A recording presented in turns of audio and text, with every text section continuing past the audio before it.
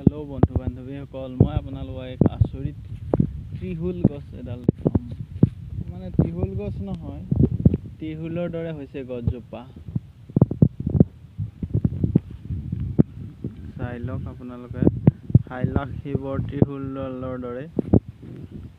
দৰে গছজোপা। তলৰ পৰা দেখুৱাইছোঁ,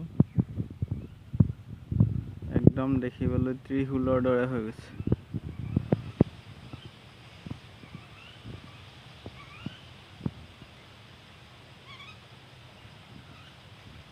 আচৰিত ধৰণৰ,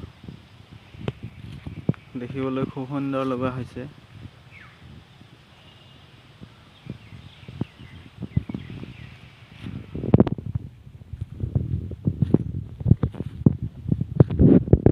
এইজোপা আচলতে তিতাচপ গছ, কিন্তু আকৃতি ত্ৰিশূলৰ দৰে লৈছে।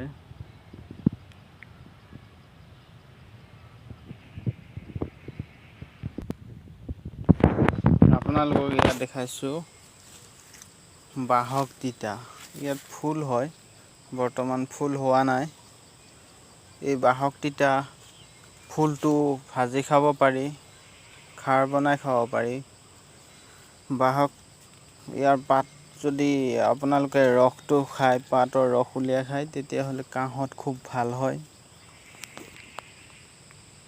কাহ কফ সোনকালে উপশম পাব পাৰি ইয়াৰ ৰসটো চেপি খালে।